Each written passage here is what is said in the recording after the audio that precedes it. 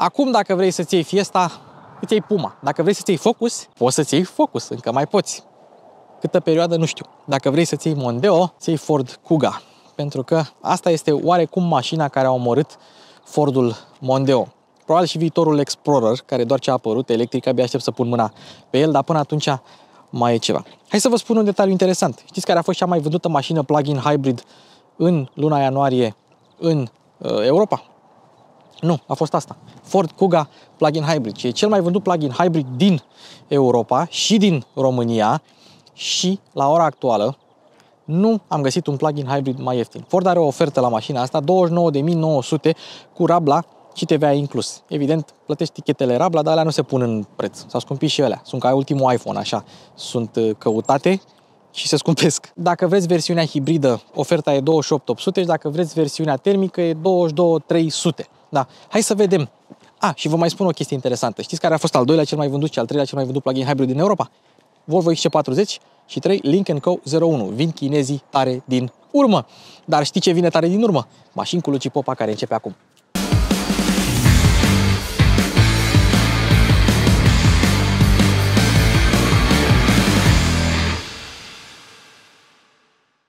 Îmi pare rău dacă stau cu gluga în cap, dar bate vântul. Nu se aude vântul pentru că avem lavalieră șmecheră. Dar hai să vă mai spun ceva despre oferta asta la Ford Kuga. Vine și cu garanția Ford Protect de 5 ani și 100.000 de kilometri în plus, care costă 650 de euro. Dacă vrei garanție până la 8 ani și 160.000 de kilometri pentru Kuga hibrid sau plug-in hibrid, mai plătești 1.000 de euro și au livrare din stoc. Cât ori mai avea. Acum au început să crească producția de chipuri și să livreze mașini. Deci dacă ai o mașină pe comandă, posibil să vă vină ceva mai repede acum. Asta, așa cum o vedeți aici, are un preț de listă de 52.000 și un pic de euro. Dar, cu toată rabla și toate reducerile pe care le aplică Ford, 41.100 de euro cu TVA inclus pentru Kuga plug-in hybrid, doar tracțiune față, nu poți să iei 4x4, hibridul poți să-l iei 4x4, pe asta nu. ST-Line cu aproape toate dotările pe ea. Eu zic că e un preț bun. Ca și până acum, Kuga este un SUV compact, strâns, înrudit cu Focus cu care împarte platforma. În America se numește Escape, are 4,6 m lungime, 1,88 lățime, 1,67 înălțime. Are un apartament undeva la 2,7 m, un apartament bunicel și cântărește 1844 de kg în varianta asta plug-in hybrid, adică cu 380 de kg mai mult decât un Kuga termic cel mai ușor din gamă. Ce trebuie să știți este că dacă luați o Kuga normală, ai gardă la sol 190 mm. Plug-in hybridul are 161 mm pentru că are pachetul de baterii montat jos și din acest motiv nu ai aceeași gardă pe cum un Kuga normal. Ca să țineți minte, cu toate astea, unghiurile de atac și degajare sunt similare. Un lucru interesant, dacă îți iei o Kuga de bază, adică Kuga Titanium, primești niște faruri cu LED, dar halogen pe fază lungă. Cu toate astea la aceeași echipare, fără să plătești în plus, pe hibrid și plug-in hybrid, primești farurile astea full LED, adaptive, cu semnalizări LED, cu faruri de ceață LED și cu cornering static. Deci pe hibrid și plug-in hybrid nu mai primești farurile alea cu fază lungă, cu halogen. În spate avem stopurile cu LED, dar semnalizări marșarier și ceață care sunt cu beculeț. Ce e interesant la Kuga și la majoritatea Fordurilor este că au o parte frontală diferită indiferent de echipare. Trend, care nu se vinde la noi, Titanium, ST-Line, ST-Line X, bine, ST-Line și cu ST-Line X cam același lucru, Vignale, toate au câte o parte frontală diferită și ușor de recunoscut. Aici avem o grilă neagră, aici o dungă neagră, practic Kuga prin asta se caracterizează prin sportivitate. O surpriză plăcută, etrierele vopsite în culoarea roșie, nu am văzut să poți să le vopsești tu, deci cred că așa vin pe ST-Line. Avem jante pe 19, doar că aici avem anvelopele de iarnă cu alte jante care sunt pe 18. La hibrid și plug-in hybrid ai 330 mm pe față, la discuri ventilate, dar nu sunt perforate, însă pe versiunile celelalte, cele termice mai ușoare, ai discuri de 308 mm pe față. Surpriză și pe spate, etriere vopsite în culoarea roșie, indiferent de ce model alegi, 302 mm discuri pe spate și interesant, pentru că asta este o variantă cu tracțiune față, nu poți să o ai cu tracțiune integrală, că ai pachetul de baterii, mașina vine cu punte pe spate. Mă așteptam să aibă independentă și nu știu dacă cele termice cu tracțiune față au independentă. Dar știu sigur că cele integrale au suspensie independentă pe puntea spate. Interesant este că avem atât portul de încărcare, cât și bușonul rezervorului pe partea stângă. N-au pus-o, știți, una pe parte, una pe parte. Bateria pe care tu o încarci de aici are o capacitate netă 14,4 kWh, o capacitate brută 10,6 kWh, din care mai rămâne puțin acolo pentru funcționarea în modul full hybrid în momentul în care o golești. Ei zic o autonomie full electrică de 65 de km, eu am scos 63.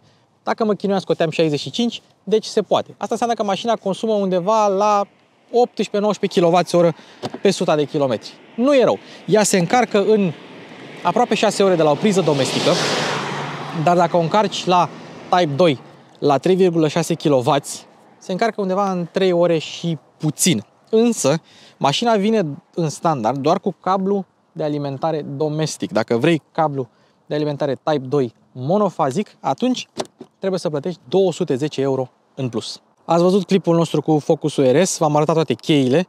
Asta este cheia cu care vine mașina, o cheie din asta mică, tip supozitor, cum îmi place mie să-i zic, dar ușor de ținut în buzunar. Mie îmi plac cheile de Ford. Și mașina are contactul pus, intenționat am lăsat-o așa. O poți încuia cu contactul pus, dar nu o poți încuia cu motorul pornit. Mașina este echipată și cu plafonul panoramic, care costă undeva în jur de 1000 de euro. Hai să vedem dacă se încuie mașina, dacă se închid geamurile și trapa. Avem geam cu protecție și se închide și trapa, o trapă panoramică, un plafon panoramic cu trapă destul de... Ce tare! Nu știam chestia asta. Deci dacă ți-a apăsat și după ce mașina a simțit că e ceva acolo și a activat protecția la geam, dacă ți-a apăsat în continuare, se va ridica din nou. Foarte tare. Evident, avem keyless. Nu avem keyless și în spate, însă un detaliu interesant, înainte puteai să faci chema asta pe care eu am făcut-o din cheie, apăsând o dată pe încuiere și încă o dată pe încuiere. La Kuga asta nu mai merge, la Focus 3 mergea, o să avem și Focus 4 la test, sunt curios dacă la Focus mai face, dar sincer nu cred că au renunțat la funcția asta. Oglinzile destul de mari, semnalizare cu LED și cu blind spot aici și ușile acoperă pragurile ST-Line, dar nu acoperă partea asta de prag, vedeți? Adică aveți grijă să nu vă murdăriți de aici. Hai să arătăm și ușa dacă tot suntem aici. Ușă, material moale, imitație de fibră de carbon, material moale, cred că imitație de piele asta, aici material mai tare și buzunar despărțit așa.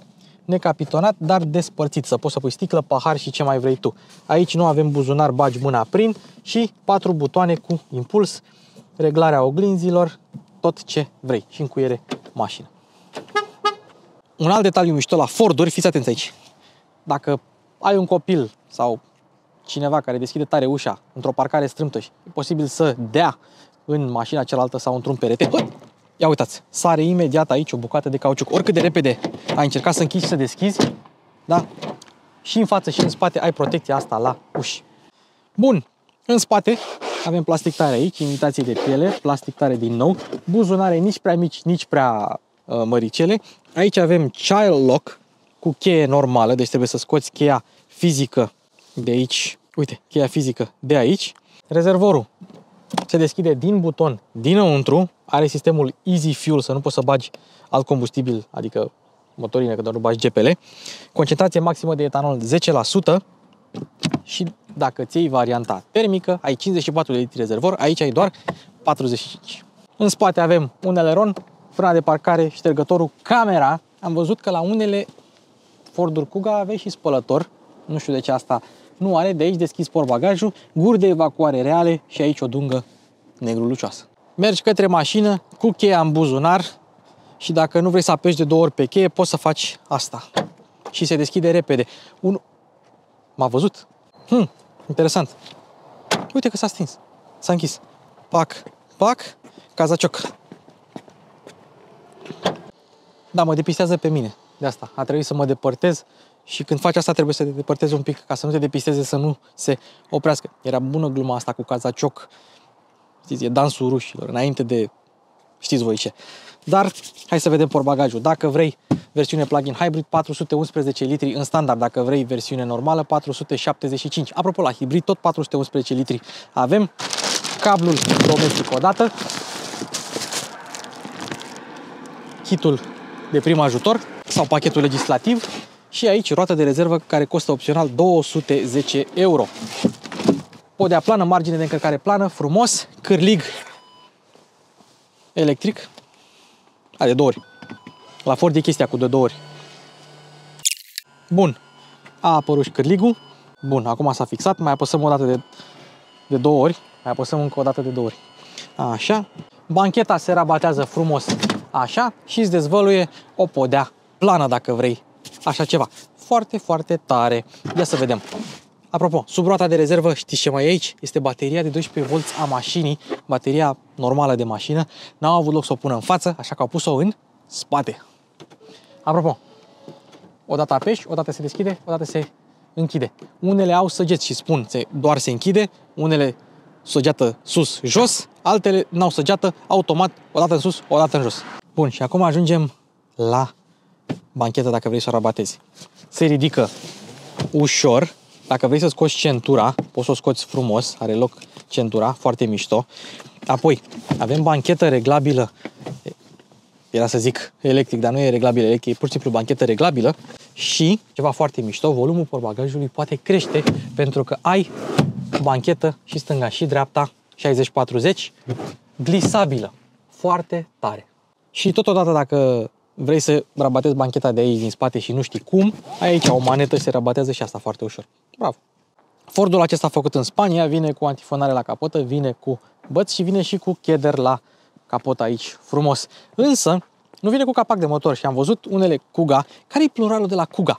Kuga, Kugauri, Kugae, Kugi sau Kuge? Spuneți în secțiunea de comentarii. Însă am văzut și câteva modele care au capac de motor la versiunea plug-in hybrid. Nu știu de ce n-au pus la asta, dar na.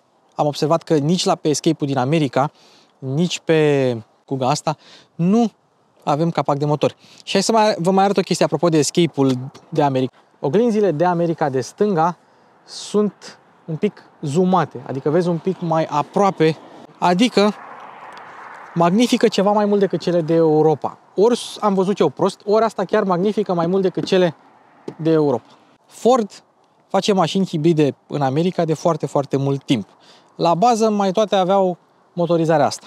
Deci ei zic Duratec 2,5 litri. Motorul este la bază dezvoltat pe baza modelului Mazda L-Engine, dar e dezvoltat mai departe de către Ford. Da, are 2 axe cu came, admisie de plastic, injecție multipunct, ciclu Atkinson și distribuție pe lanț. Și evident a fost adaptat pentru hibridizare. Totodată Ford în trecut a luat patentele celor de la Toyota ca să facă o transmisie hibridă, power split, cum să-i spuneți, da? Hibrid serie paralel, ca să aibă și ei cum să monteze această transmisie. Adică motor generator, motor de tracțiune și angrenaje planetare care fac totul să meargă. Ei bine, la cutia asta, sau mă rog, cutia precedentă se numea HF35. Acum HF45, cei de la Ford spun că au învățat din tot ce au preluat din acele patente de la Toyota și au făcut o cutie nouă, dar proiectată de ei și construită de ei. HF45 ăsta funcționează pe același principiu, tot power split este, doar că acum ei spun că e făcută de ei. Cu toate că au învățat din patentele celor de la Toyota. Deci, motor de origine Mazda, cutie de origine, nu pot să fie de origine Toyota, dar inspirat din patentele Toyota. Și de ce spun că este construită de către ei? Pentru că înainte erau făcute de Aisin, evident de compania japoneză cu care mai lucrează și Toyota. Transmisia este de tip ECVT. Mie nu-mi place denumirea asta de ECVT pentru că motorul, deși imită funcționarea unui CVT, nu este chiar un CVT. Nu-mi place denumirea asta de ECVT. Dar nu are ambreiaj, nu are convertizor de cuplu, nu are ulei, deci ar trebui să aibă o durată de viață destul de lungă, așa cum am văzut și la Toyota. Motorul termic dezvoltă 152 de cai putere și dă viteza maximă constructivă de 200 de km pe oră și motorul electric de tracțiune dezvoltă 132 de cai putere.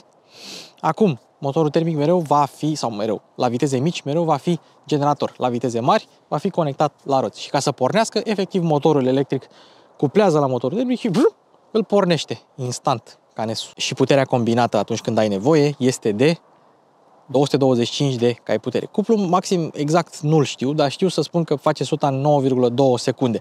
Ceea ce nu e rău pentru o mașină care are aproape 2 tone și tracțiune față și cutie automat. Kuga a obținut 5 stele la testele de siguranță Euro NCAP. Testul elanului, versiunea plug-in hybrid tracțiune față, l-a trecut cu 68 de km pe oră. Nu e o viteză foarte mare, dar e mașina grea și grea de bot. Cu toate astea, n-a avut reacții nici de subvirare, nici de supravirare exagerate. Asta este un lucru bun. Hai să vă arăt un lucru interesant. Avem lumini de curtoazie aici, se vede, da? Doar că nu scrie Ford sau ST-Line sau Kuga pe el. E o lumină de curtoazie normală. Avem aici o cameră, acolo sus, care detectează atât obiecte, mașini, dar și semne de circulație. În momentul în care tu vrei să faci stânga și vine o mașină din față și crede că nu ai timp, mașina frânează singură pentru tine. Dacă mergi pe un drum interzis, mașina are un wrong way alert și spune că ai mers pe interzis și te anunță. Băi, vezi că ai mers pe interzis. Funcția asta o găsim și pe Focus, Puma, Fiesta, Kuga și cred că mai toate Fordurile noi. Sunt curios dacă și pe Explorer, pentru că Explorer e făcut pe platforma MIB în colaborare cu Volkswagen. Da? Sunt curios dacă va avea sistemul ăla. Și dacă va avea limba română, că astea n-au. Ce am observat la Kuga în spate este că ai loc. Și am mers și cu oameni mai înalți și au avut loc. O fi portbagajul micuț, 418 litri la hybrid și plug-in hybrid, 475 la celelalte. Dar chiar ai loc în spate. Scaune încălzite. Practic e un pachet. Scaune, banchetă, parbriz, volan, toate încălzite și avem, da, parbriz încălzit. Stai bine de stat pe spate. Poți regla dacă vrei să ai banchetă să stai mai drept. Aici tunelul median nu este foarte pronunțat. Ai USB-C-uri, dacă vrei așa, în spate. Interesant că în fața ai un USB-C și un USB-A. Două suporturi de pahare și isofixuri fără căpăcele care pot fi pierdute. Deci, e ok. Bun, scaunele. Destul de confortabile, un pic de piele sintetică sau vegană, cum vrei să-i spuneți. Microfibră, te țin bine, au aderență. Chiar dacă suportul lateral la prima vedere nu ar părea chiar cel mai bun, dar mașina sau scaunele au aderență. Ele sunt la prima vedere înguste, dar au stat și persoane mai mari aici, nu s-au plâns. Poziția la volan, stai că e electric. Avem scaune electrice, la pasager nu sunt electrice, nu? Da, nu sunt electrice la pasager. Volan din piele perforată, teșit, cu sături roșii și butoane. Ce-mi place la Ford este că ai butoane pentru tot. Volum plus, volum minus, mut dacă vrei, comenzi vocale, tablou de bord, pilot automat, adaptiv, cu menținere de bandă și păstrare de distanță față de mașina din față. Iar aici pe panoul ăsta avem toate comenzile utile, adică rezervor, portbagaj, lumini, far de ceață și luminositate tablou de bord, dacă vrei așa ceva. Toate sunt puse într-un loc bun. Și hai să vă mai arăt un lucru.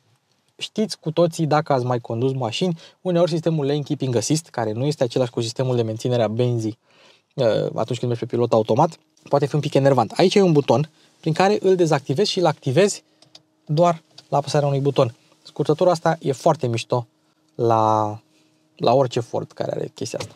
Lăsăm Sync 3-ul, revenim la el, dar observăm că avem scurtături inclusiv mut, inclusiv camere. Avem camere față-spate, deci odată spate, odată față, cu indicații dinamice și în momentul în care pui mașina în marș arier, se aude sunetul ăsta de navă spațială, pentru că trebuie să vadă pietonii sau să audă pietonii că vine o mașină. Marșarierul este doar în mod electric, însă ce trebuie să țineți minte, mașina chiar dacă are baterie, mai pornește din când în când. Deci e posibil să dai cu spatele și chiar dacă are bateria încărcată să pornească motorul. Nu știu dacă e neapărat să se audă, dar motorul pornește on demand, la cerere, doar că atunci când ai baterie și vrei să mergi cu spatele, nu ai nevoie. Atunci mai are motivele sale pentru care mai pornește, să nu vă speriați. Apoi, continuăm. Climatizarea automată, însă nu mai avem ecranul ăla micuț aici, pentru că s-a mutat climatizarea aici. În momentul în care umbli la climatizare, dar întâi să vă arăt toate unghiurile camerei. Odată așa, pac, camera frontală, așa, și în marș arier, odată așa și odată așa. Acum, revenim la climatizare, pentru că nu mai avem acele mici ecrane acolo. În momentul în care vrei să umbli la climatizare, la temperatură, îți apar aici. Da? Nu mai țin minte exact când au scăpat de acele ecrane, dar e o soluție ceva mai utilă așa. Climatizare cu 3 tete de auto, volan încălzit, scaune încălzite cu 3 trepte de auto, toate aici la îndemână pe buton, foarte utile, inclusiv parbrizul încălzit. Îmi place stilul acesta de climatizare. Știu că Ford a implementat pe Raptor, ați văzut pe Raptor noul tip de climatizare, o să vedem și pe Explorer la fel, climatizare în ecran, dar n-ai cum să dai greș când ai toate butoanele la îndemână și știi ce fac toate. Acum, hai să închidem climatizarea. Climatizarea când ești pe electric funcționează pe baza unui compresor electric. La celelalte nu ai compresorul electric. Acum, inclusiv la hibrid. Așa, aici wireless charging, spațiu USB-A, USB-C. Ce e interesant, dacă ai telefonul conectat la Apple CarPlay pe USB-A, după aia bagi un cablu USB-C cu același telefon, ți-l ține minte. Urmează schimbătorul Park, Reverse, Neutral, Drive și L. Low este la versiunile plug-in hybrid, exact ce este și la Toyota. Frână de motor și mai multă regenerare. La motorizările termice, L vine de la low, îți ține într-o treaptă inferioară să ai frână de motor, însă aici, la plug-in hybrid, conectează motorul ca să ai frână de motor și regenerează mai puternic.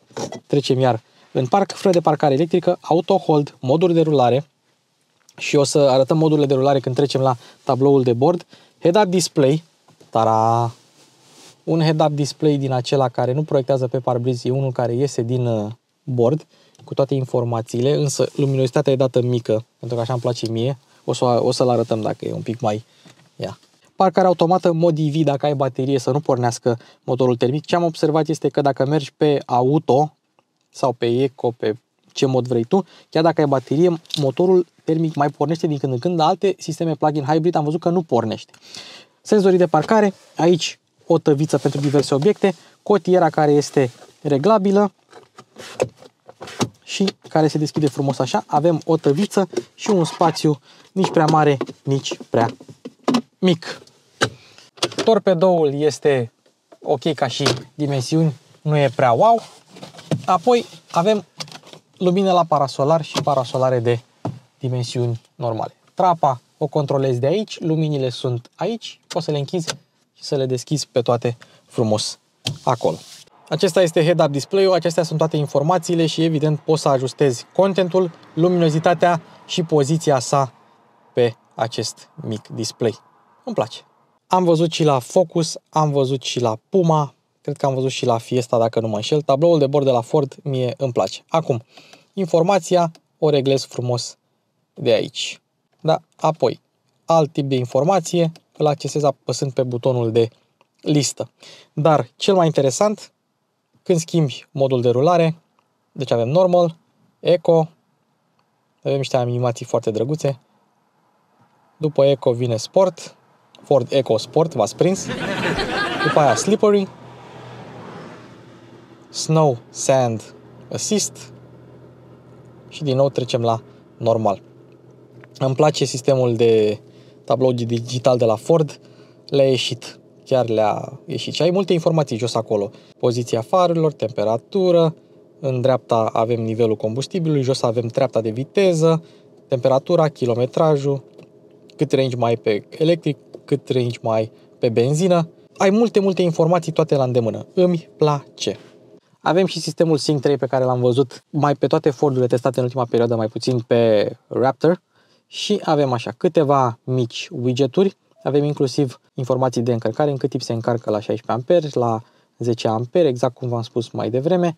Preferințe în ceea ce privește încărcarea. Aici avem nivelul bateriei.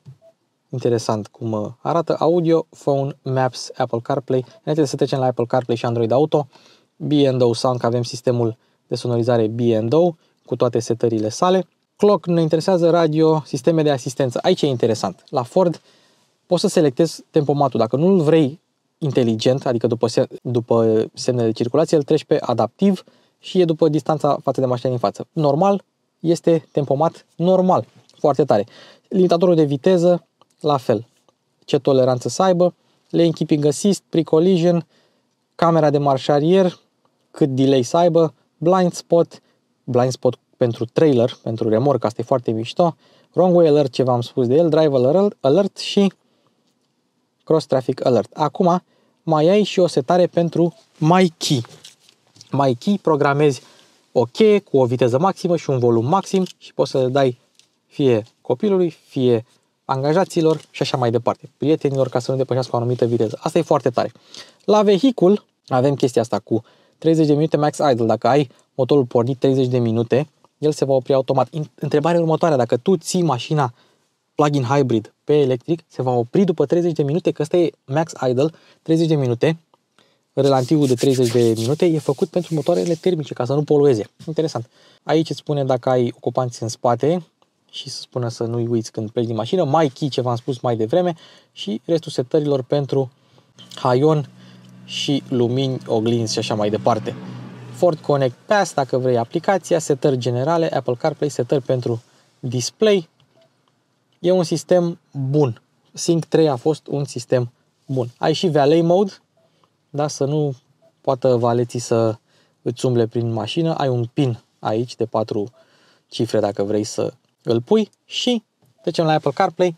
Android Auto, dacă nu mă înșel, Apple CarPlay este wireless. Eu mereu îl conectez prin cablu pentru că îți încarcă telefonul, nu ai delay la audio și nu se încinge telefonul. Și răspunde foarte, foarte bine. Ia uite-l, Sync 3. Ford Sync 3. O să ne fie dor de Sync 3. Acum vine Sync 4, care într-adevăr arată altcumva. E la alt nivel, dar Sync 3 a fost și este un sistem bun. Intenționat am stins soarele și toate luminile ca să arătăm și luminile ambientale care sunt aici în suporturile de pahare, în uși, la podea, aici unde este tăvița pentru wireless charging. Doar albastru ăsta l-ai deocamdată, poate la modele viitoare vom avea și alte culori, însă arată bine. Sunt curios doar un singur lucru, dacă dai pe sport se schimbă ceva? Nu. Asta e singura culoare. A pornit motorul, normal. Hai să începem o parcare cu spatele și căutăm un loc de parcare. Să vedem dacă le găsește după marcaje sau după mașină. Ia să vedem. Space stop found. Bun. În neutru. Please hold brake to start hold park button. Ok. Care e butonul de park? Ăsta.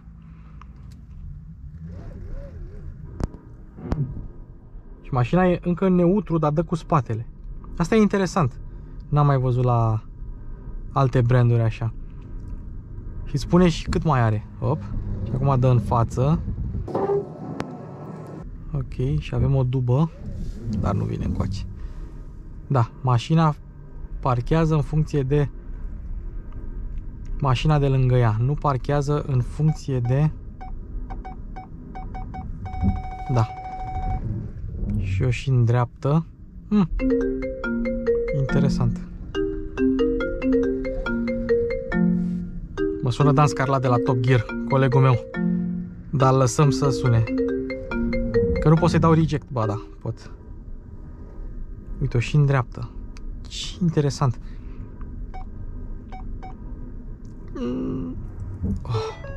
Gata, a parcat-o. Și a parcat-o și bine.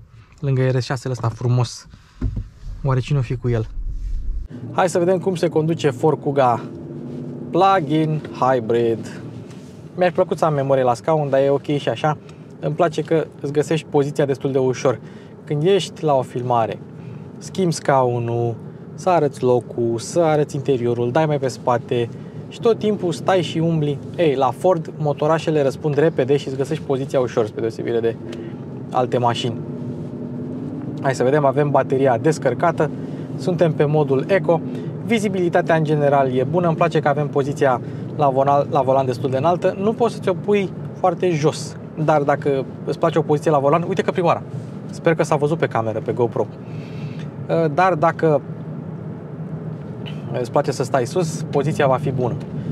Volanul bun, teșit, încălzit, cu decupaje, subțire, piele perforată, exact așa cum ar trebui să fie un volan. Deci la capitolul poziție la volan nu am ce să-i reproșez. Pedala de accelerație e destul de ușoară. Îmi place. Acum, noi suntem acum pe Eco. Hai să-i dăm. N-are pastilă de kickdown. Îi dăm și mașina, uite caprioara iar. Încă o caprioară. Își folosește toți cei 225 de cai ca să te ducă și de adevăr are reprize destul de bune și observăm, da? Motorul rămâne turat. Motorul rămâne turat și acum s-a văzut și pe GoPro, pe camera mea, cum mașina a dispersat lumina ca să nu orbească participantul la trafic care a venit. Uite, sper să se vadă. Bogdan, arată și tu cu camera aia. Da? Chiar sunt curios. Uite, stingem și luminile. Se vede? Wow! Chiar dacă nu sunt Matrix, și acum luminile au revenit la loc. Foarte tare. Chiar dacă nu e Matrix LED, e un sistem adaptiv destul de bun și îmi place că am avut ocazia să îl arătăm. Deci asta a fost pe Eco.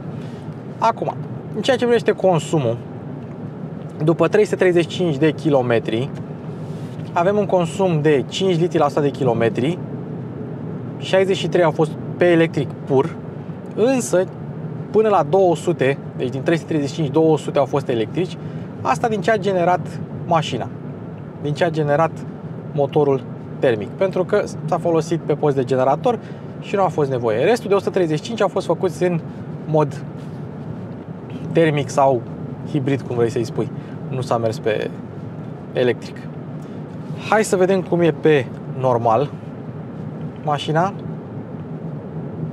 Stai că era pe sport. Hai pe normal întâi.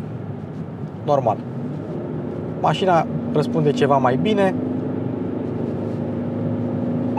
Pedala devine ceva mai vânjoasă, dar când îi dai, tot cam așa e. Nu e mare diferență între kickdown la una și kickdown la alta. Hai să trecem și pe sport. Ce e interesant de spus este că dacă o treci pe sport, motorul rămâne pornit și încarcă. E un mod gen, hai să încărcăm bateria. Trecem în marș arier. Așa se văd camerele noaptea. Trecem în drive. Trebuie să pornești camera frontală dacă vrei să ai și cameră. Bun test de camere noaptea. Nu prea fac eu asta. Și se vede și cârligul de remorcare. Unde ar fi cârligul? Trecem în drive. Iar trebuie să pornim camera. La alte mașini, într-adevăr, rămâne camera pornită. Să vedem. Drive. Și trece pe frontală. Aici văd că nu face așa. Bun, rămânem pe sport, motorul rămâne pornit, farurile sunt pe auto, o să treacă pe fază lungă în clipa în care creștem viteza, răspunsul la pedală se schimbă, chiar se schimbă, mașina devine foarte vânjoasă așa, are reprize bune. De amortizat, am observat că amortizează bine, mașina e destul de silențioasă, însă ce știe Ford să facă? Mașini plăcute la condus. Mașina virează repede, ai un pic de feedback în direcție, mai greu dacă trebuie să faci schimbări de direcție bruște, dar așa, per total, e o mașină foarte, foarte plăcută și mișto la condus. Dacă vrei să frânezi, prima dată folosești regenerare, după aia când apeși mai tare, treci și pe frânarea normală. Există o treaptă acolo între frânarea regenerativă și frânarea normală și trebuie să fii atent când o apeși. O înveți destul de repede, nu e asta neapărat o problemă. Îmi place, e destul de confortabilă. Oricum nu avem amortizoare adaptive, dar e ok pe viraj. E chiar ok. Așa, ce mai avem de testat este modul L.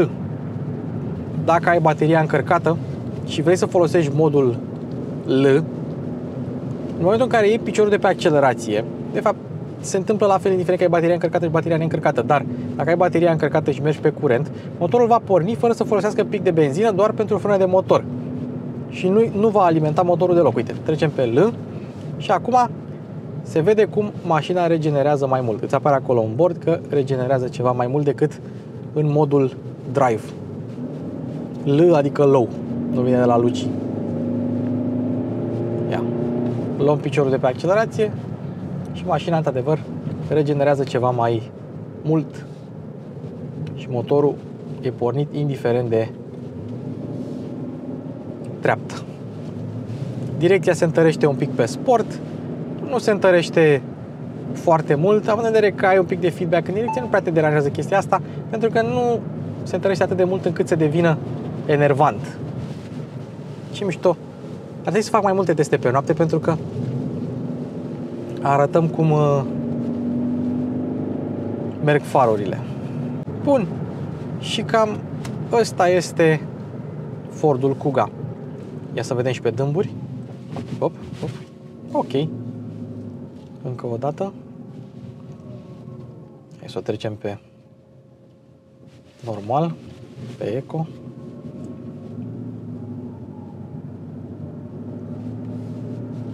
E interesant că Ford a făcut cel mai vândut plug-in hybrid la noi. Uite, Lane Keep Assist l-am dezactivat instant ca să nu mă mai deranjeze. Și de la 60 de km/h încolo pornește și faza lungă. Există o mică diferență între faza scurtă și faza lungă. Este o treaptă acolo, o zonă de penumbră, dar nu o observi decât dacă stai să te uiți tu atent după ea, pentru că ea e foarte înainte. Dacă vezi un perete sau ceva, atunci o să o vezi.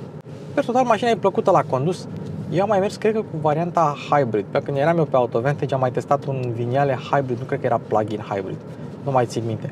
Dar oricum, per total, e plăcută la condus.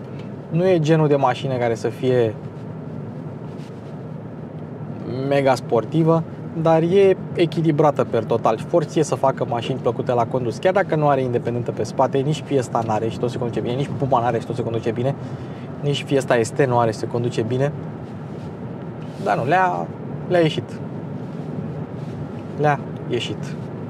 Nu cred că am făcut testul de materiale. Așa e, n-am făcut testul de materiale. Material moale aici, moale aici. Aici la ușă am făcut, aici moale din nou. Și aici începe materialul tare. Însă avem bază cauciucată la spațiile de depozitare. Materialele sunt ok. Poate că nu sunt cele mai aspectuoase, să zicem așa. Uite, de exemplu, aici avem imitații de fibră de carbon, asta arată bine. Dar în rest, pe anumite părți, nu o fie cea mai aspectuoasă, dar e ok. Și cam asta a fost Kuga, cel mai vândut plug-in hybrid din Europa, 29.990 cu rabla, livrare imediată din stoc. Asta este ST-Line, dotată 41.100 cu rabla și cu discount. Eu zic că e ok. Dacă nu poți să te întinzi către alte modele plug-in hybrid care au apărut acum pe piață, nu văd de ce nu ți-ai la una din asta. Însă, dacă tot a apărut facelift-ul la Focus, cred că trebuie să apară un facelift și la Kuga, dar nu cred că în 2023, cred că apare în 2024. Pentru că altfel nu cred eu că o puneau pe asta la test. Cred. Vedem pe mașini cu Luci Popa. O să o testăm și pe aia când o să apară. Și încă un detaliu. Scaunele încălzite la Ford, frig, pe ultima treaptă, frig, se încălzesc frig, adică de la frige, nu că mi-e frig. Frig scaunele și se încălzesc atât spatele cât și picioarele și fundul foarte eficient și foarte repede. Deci le recomand. Și mai ai și banchetă încălzită în spate. Așa, hai să activăm și pilotul. Apeși odată pe butonul de pilot, setezi distanța și volanul era deja setat. Distanța este cea mai mică și hai să vedem ce se întâmplă.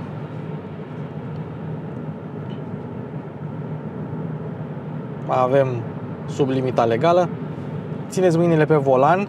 Volanul este rezistiv, nu e capacitiv. Da? Deci dacă îl apeși, nu se întâmplă absolut nimic.